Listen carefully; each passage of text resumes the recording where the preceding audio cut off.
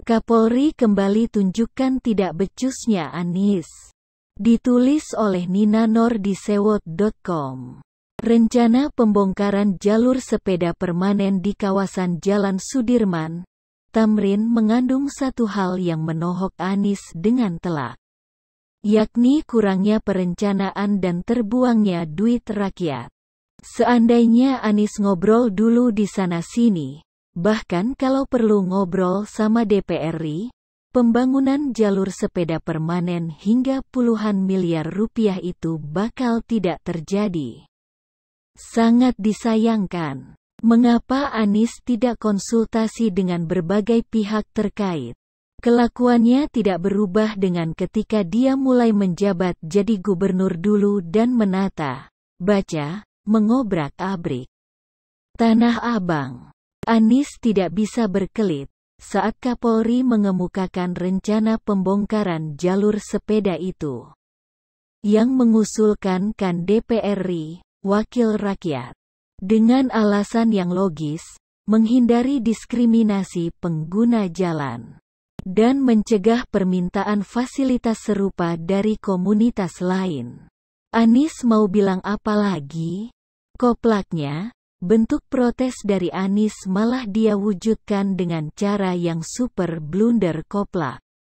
Sehari sebelumnya, dia minta warga Jakarta jangan keluar rumah. Besok paginya dia pamer sepedaan bersama keluarganya. Lalu pagi ini dia minta kembali agar keluarga di Jakarta di rumah saja, terkait banyaknya anak yang terpapar virus COVID. Anak-anak biarkan bermain di rumah saja demi keselamatan semuanya, ujar Anies. Makin koplak, terus ngapain Anies bawa anak-anaknya sendiri sepedaan hari Minggu lalu? Mencela-mencele. Terkait pandemi COVID, kemarin Kapolri kembali mengungkap betapa tidak becusnya Anies bekerja. Sehubungan dengan angka COVID di Jakarta yang sedang meledak, tempat isolasi mandiri pun jadi terbatas, hampir penuh. Wisma Atlet Kemayoran penuh, Wisma Atlet Pademangan juga penuh. Sementara angka COVID terus melonjak. Kemarin Senin, 21/6, saja ada 5.582 tambahan pasien COVID. Sehingga kalau ditotal, ada sekitar 32.000 orang di Jakarta dalam kondisi positif COVID. Pada awal Juni, tepatnya tanggal 7 Juni tahun 2021, knindonesia.com memuat berita yang berjudul, Anies tambah tempat isolasi pasien COVID, dari 3 jadi 29. Disebut bahwa Gubernur Anies menambah tempat isolasi pasien COVID, yang tertuang dalam Keputusan Gubernur, Kepgub, Nomor 675 Tahun 2021. Yang ditandatangani Anies Pasa tanggal 31 Mei tahun 2021. Isinya adalah menambah 29 tempat isolasi terkendali untuk pasien dan 6 tempat penginapan khusus bagi tenaga kesehatan. Antara lain di Geraha Wisata TMI, Hotel Grand Mansion Menteng, Masjid Raya Kiai Haji Hashim Ashari, Rusun Nagrak Cilincing, beberapa SMP dan SD, dan beberapa GOR, gelanggang olahraga.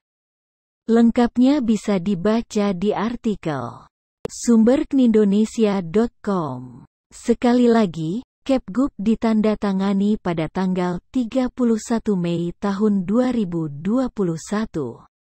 Dan kemarin sudah tanggal 21 Juni tahun 2021.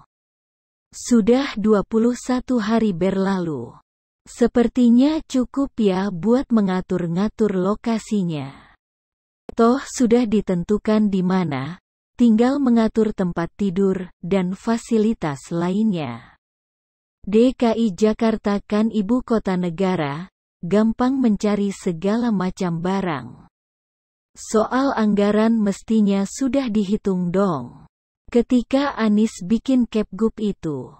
Tapi apa yang terjadi? Kemarin, tanggal 21 Juni tahun 2021, Kapolri akhirnya teriak ke Anies, menagih tambahan tempat isolasi pasien tersebut.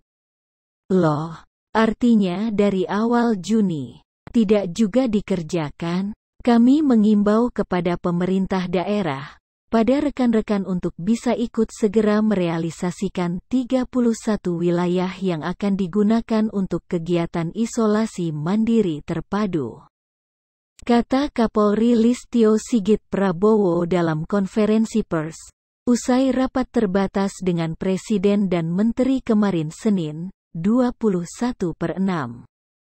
Jadi dari mengeluarkan Kepgub itu, Anies ngapain aja? Apa dia kira dengan keluarnya Kepgub, lalu tempat isolasi tersebut auto muncul dan siap pakai? Mungkin dengan bantuan jin, sehingga bagi Anies, tidak perlu dikontrol lagi, tinggalkan saja buat safari sampai ke Sumedang. Ngurusin panen padi dan ke makam Cut Nyak sembari foto-foto diliput awak media. Lalu begitu balik dari Sumedang, tempat isolasi pasien tersebut semuanya sudah jadi. Celing, koplak bener. Sekali lagi Kapolri mengungkap betapa jeleknya dan tidak becusnya Anies dalam bekerja. Nggak suka ngobrol dengan lembaga-lembaga terkait. Minim perencanaan. Minim visi ke depan. Maunya menang sendiri. Tapi hasil kerjanya akhirnya malah mesti dibongkar. Sementara yang satu ini tidak kunjung selesai. Sudah 3 minggu loh. Sedangkan angka COVID sudah meledak sekarang.